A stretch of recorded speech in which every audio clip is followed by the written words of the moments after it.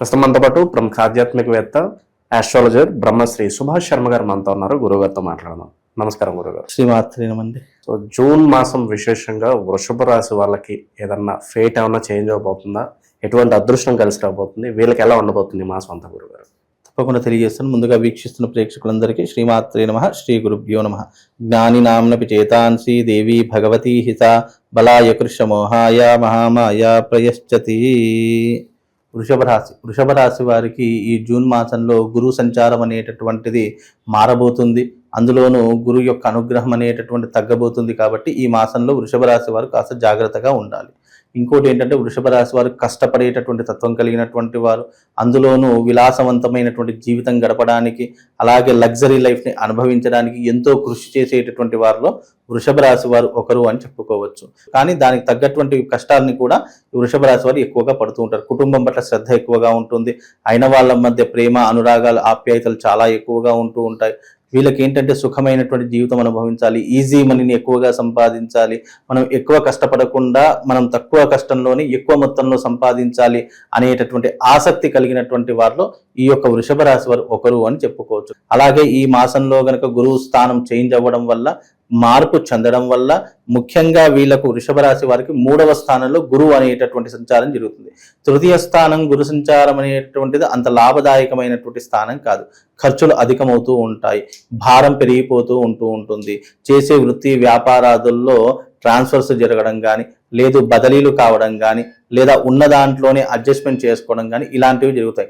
ఆశించినటువంటి ఫలితాలు మాత్రం దక్కవు. ముఖ్యంగా వీళ్ళు ఏదైతే కలలు కంటారో అవి కొంతవరకు పెండింగ్ పడేటటువంటి అవకాశాలు ఈ మాసంలో ఏర్పడుతూ ఉంటాయి. కనుక వీళ్ళకు శత్రువులు కూడా అదే రకంగా ఎక్కువయ్యేటటువంటి పరిస్థితులు కూడా ఈ మాసంలో ఏర్పడుతూ ఉంటాయి. కాబట్టి వృషభ రాశి వారు ఎవరైతే ఉన్నారో కోపం, ఆవేశం తగ్గించుకోవాలి. అనవసరంగా తొందరపడి నిర్ణయాలు అస్సలు తీసుకోకుండా ఉంటే అన్ని రకాలుగా బాగుంటుంది. వృషభ రాశి వారు ఎవరైతే ఉన్నారో ముఖ్యంగా తమ కష్టాన్ని నమ్ముకునేటటువంటి ప్రయత్నం చేయాలి. ఎదుటి వారి మీద అస్సలు ఆశపడకుండా ఉండాలి.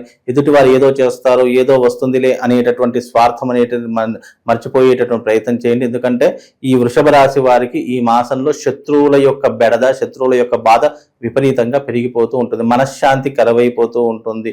ఇన్ని రోజులు పడ్డటువంటి కష్టానికి అవకాశాలు లేక నిరాశ నిస్పృహలకు లోనయ్యేటటువంటి పరిస్థితులు ఈ మాసంలో ఈ యొక్క వృషభ రాశి వారికి ఏర్పడతాయి. కనుక వృషభ రాశి వారు ఎవరైతే ఉన్నారో ముఖ్యంగా దైవానుగ్రహాన్ని పొందేటటువంటి ప్రయత్నం చేయండి.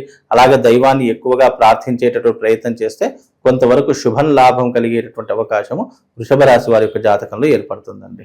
టర్నింగ్ పాయింట్ ఏమైనా ఉంటుందంటారా ప్రస్తుతానికి వీళ్ళకి? ముఖ్యంగా వృషభ రాశి వారికి టర్నింగ్ పాయింట్ ఏదైనా ఉంది అని అంటే గనక వాళ్ళ జీవితంలో దైవానుగ్రహం పొందడమే టర్నింగ్ పాయింట్ అని చెప్పుకోవచ్చు. అలాగే వీళ్ళు చేసేటటువంటి మంచి పనులు, సత్కార్యాలు ఏవైతే ఉంటాయో వీళ్ళ జీవితాన్ని మార్చేటటువంటి ప్రయత్నాలు కూడా ఎక్కువగా ఉంటూ ఉంటాయి. ముఖ్యంగా మీ జీవితంలో ఏదైనా ఆటంకాలు కలుగుతున్నాయి, ఇబ్బందులు కలుగుతున్నాయి అని అంటే గనక అమ్మవారి యొక్క ఉపాసన చేసుకొని చాలా ఉత్తమమైనటువంటి పని.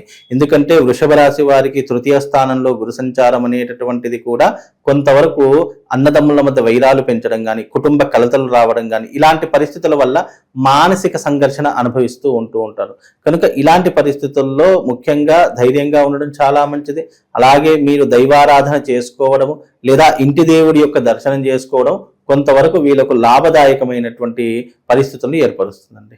ప్రస్తుత కాలంలో మరి వీళ్ళు చేసుకోవాల్సిన పరిహారాలు లేదంటే దైవానుగ్రహం ఏ విధంగా ఉంటే బాగుంటుందంటారు? ముఖ్యంగా వీళ్ళు ఏదైనా దైవానుగ్రహం చేసుకోవాలన్నా, దైవిక పరిస్థితులు పొందాలనుకున్నా వీళ్ళు సుబ్రహ్మణ్య స్వామి ఆరాధన చేసుకోవడము, లేదు అని అంటే కనుక ముఖ్యంగా ఈ రాశి వారికి శివానుగ్రహం పొందడం చాలా విశేషం. కనుక శైవ క్షేత్రాలు ఏవైతే ఉంటాయి, శ్రీశైలం కావచ్చు, కాశీ కావచ్చు, లేదా ఇతర పుణ్యక్షేత్రాలు ఏదైనా కావచ్చు, వాళ్ళు వెళ్ళి శైవ క్షేత్రాల్లో దర్శనం చేసుకొని అక్కడ ఒక రోజు నిద్ర చేసి వస్తే చాలా విశేషమైన ఫలితాలు ఉంటాయి. తెలంగాణ ప్రాంతంలో దగ్గర ఉన్నది ఒక శ్రీశైలం, వెములవాడ దగ్గరగా ఉంది. కనుక మీరు తెలంగాణ ప్రాంతం వాడైతే శ్రీశైలం కానీ వెములవాడ కానీ వెళ్ళే ప్రయత్నం చేయండి. లేదా మీ దగ్గరలో ఉన్నటువంటి శివాలయాలు ఏవైనా ఉంటే కనుక అంటే స్వయంభూగా వెలిసినటువంటి శివాలయాలు కావచ్చు, లేదా పురాతనమైనటువంటి శివాలయాలు కావచ్చు, అలాంటి ఆలయాల్లో శక్తి ప్రభావం ఎక్కువగా ఉంటుంది. కాబట్టి అలాంటి ఆలయాలకు వెళ్ళి అక్కడ దర్శనం చేసుకొని వీలైతే అభిషేకం కూడా చేసుకొని వస్తే కొంతవరకు ఉపశమనం కలిగేటటువంటి పరిస్థితులు ఏర్పడతాయండి. గురుగారు, జూన్ నెల ప్రత్యేకంగా విద్యార్థులకి అంటే స్కూల్స్ కావచ్చు, కాలేజెస్ కావచ్చు మళ్ళీ ఓపెన్ అవుతూ ఉంటాయి. అడ్మిషన్స్ సీజన్ అని చెప్పుకోవచ్చు మనకి. అవునండి. మరి సంవత్సరం అంతా విద్యార్థులకు అద్భుతంగా కలిసి రావాలంటే స్టూడెంట్స్ కోసం ప్రత్యేకంగా ఒక మంచి రెమెడీ అన్న తెలియజేయండి. విద్యార్థులకు కావాల్సింది ఏంటి? జ్ఞానము, అలాగే తెలివితేటలు, విద్యా అర్హత, అలాగే విద్యకు అధినాయకులు సరస్వతి అని చెప్తూ ఉంటాము. అయితే ముఖ్యంగా ఈ సంవత్సరం విద్యా సంస్థలకు చాలా తీరనటువంటి నష్టం ఏర్పడుతూ ఉంటుంది. కాబట్టి విద్యా సంస్థలు చేసుకోవాల్సినటువంటిది ఏంటంటే, ఎవరి విద్యా సంస్థలు అయితే ఉన్నాయో ఆ విద్యా సంస్థలో ఉన్న ప్రతి ఒక్కరూ తమ విద్యా సంస్థలో రాజశ్యామల యాగం చేయించుకోవాలి. రాజశ్యామల యాగం అనేటటువంటిది ఎంత గొప్పనైనటువంటిది అంటే, ఆ తల్లిని ఆశ్రయించిన, ఆ తల్లిని నమ్మిన మనకిచ్చేటటువంటి జ్ఞానాలు ఏంటి అంటే గనక చదువు, జ్ఞాపక శక్తి, అలాగే మంచి అర్హత, అలాగే మంచి జ్ఞానాన్ని ఇచ్చేటటువంటి తల్లిగా విరాజిల్లుతుంది. మీరు ఎప్పుడైనా గమనించండి, ముక్కోటి దేవతల్లో అమ్మవార్లకు ఇద్దరికే వీణలు ఉంటాయి. ఒకటి సరస్వతి అమ్మవారి చేతిలో ఒక వీణ ఉంటుంది, రెండవది రాజశ్యామల అమ్మవారి చేతిలో వీణ ఉంటుంది. అంటే సరస్వతీదేవి అమ్మవారికి మరొక అవతారమే రాజశ్యామలాదేవి. ఈ తల్లి మంత్రినిగా పనిచేసేటటువంటి తల్లి. అంటే ఈ లలితా అమ్మవారికి మంత్రినిగా, శ్రీచక్రంలో సంచరించేటటువంటి అధిష్టాన దేవతగా, కదంబ వనవాసిని అని పేరు పెట్టేటటువంటి తల్లి ఈ యొక్క అమ్మవారు. ఈ అమ్మవారిని ఎవరైతే ఆరాధిస్తారో, ఎవరైతే పూజిస్తారో వాళ్లకు విద్య గాని, వివేకం గాని, ఆలోచనలు గాని, తెలివితేటలు గాని, అలాగే మంచి జ్ఞాపక శక్తి, మేధాశక్తి కావాలి అని అంటే తప్పకుండా ఈ యాగం చేయించుకోవాలి. అలాగే విద్యా సంస్థలు అందరికీ కూడా జూన్ మాసంలో ఓపెన్ అవుతూ ఉంటాయి, అంటే తెరుచుకుంటూ ఉంటాయి. ఈ విద్యా సంస్థల ప్రతి ఒక్కరూ కూడా తప్పకుండా తమ విద్యా సంస్థలో సంవత్సరానికి ఒకసారైనా ఈ యాగం చేయించుకోవాలి. ఎందుకంటే ఆ విద్యాస్థానంలో చేసుకోవడం వల్ల సరస్వతీదేవి, రాజశ్యామల అమ్మవారు ఆ యొక్క ఆ స్థలంలో కొలువు తీరుతూ ఉంటుందట. ఎక్కడైతే ప్రతి ఒక్క ఏడాది ఈ యొక్క యాగం చేస్తారో విద్యా సంస్థలు ముఖ్యంగా, అక్కడ చదువుల తల్లి విరాజిల్లుతూ ఉంటుంది. అంటే ఆ యొక్క సంస్థకు కావచ్చు, ఆ యొక్క స్కూళ్ళకు కావచ్చు, కాలేజెస్కు కావచ్చు, విపరీతమైనటువంటి పేరు ప్రఖ్యాతలు తీసుకొచ్చి పెడుతూ ఉంటుంది. అంటే ఈ అమ్మవారిని విజయ దేవత అని కూడా పిలుస్తారు. అంటే విజయానికి ప్రతీకగా కూడా ఈ తల్లిని పిలుస్తారు. కాబట్టి విద్యా సంస్థలు ఎవరైనా సరే మీరు ప్రతి ఏడాది, ఎందుకంటే ప్రతి ఏడాది కొత్త అడ్మిషన్స్ కావాలి, అలాగే వాళ్ళ వ్యాపారం చాలా అద్భుతంగా నడవాలి. విద్యా సంస్థలు అంటే వ్యాపారాలు అయిపోయాయి కాబట్టి వాళ్ళ యొక్క వ్యాపారాలు నడవాలి అని అంటే గనక విద్యార్థులు ఆకర్షితులు అవ్వాలి. అంటే చాలా మంది ఇప్పుడు విద్యా సంస్థలో చేర్పించే తల్లిదండ్రులు ఏం చేస్తారంటే 100 స్కూళ్ళు చూస్తారు, లేదా 100 కాలేజెస్ చూస్తారు, కానీ ఒకటే కాలేజీలో వెయ్యాలి, ఒకటే స్కూల్లో వెయ్యాలి. మరి ఆ ఒక్క స్కూల్కి ఎందుకు అంత ప్రాధాన్యత వస్తుంది అని అంటే కనుక ఆకర్షణ శక్తి.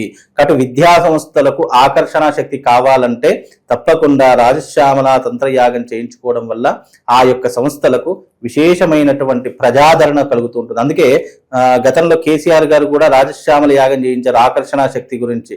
అలాంటి ఆకర్షణ శక్తి నైపుణ్యాన్ని ఇచ్చేటటువంటి తల్లే రాజశ్యామల అమ్మవారు. కాబట్టి విద్యకు అధినాయకులు కూడా అమ్మవారే అవుతుంది. కాబట్టి ఈ యొక్క యాగం చేయించుకుంటే విశేషమైనటువంటి పుణ్య ఫలితం కలగడంతో పాటు మీరు అన్నట్టుగా ఆ విద్యా సంస్థలు మంచి పేరు ప్రఖ్యాతలను గడిస్తూ ఉంటాయి, మంచి అందుబాటులో ఉండేటటువంటి పరిస్థితులు ఏర్పరచుకుంటాయి, గొప్ప స్థాయికి వెళ్ళేటటువంటి అవకాశం కూడా ఆ విద్యా సంస్థలకు ఏర్పడుతుంది. ఆ విద్యా సంస్థలో చదువుకున్న విద్యార్థులకు కూడా మంచి ప్రయోజనాలు కలుగుతాయి. అక్కడికి అడుగు పెట్టగానే మానసిక స్థితి కావచ్చు, మానసిక ప్రశాంతత కావచ్చు, అన్నీ కూడా సమపాలనలో ఉండేటటువంటి అద్భుతమైనటువంటి రెమెడీ ఈ యొక్క రెమెడీ. కాబట్టి ఇది చేసుకోవడం వల్ల విశేషమైనటువంటి ప్రజాదరణతో పాటు ఆకర్షణ శక్తితో పాటు విద్యార్థులకు బుద్ధి, జ్ఞానము, వివేకము అన్నీ కూడా కలుగుతాయండి. మంచి విశ్లేషణ అందించారు, ధన్యవాదాలు.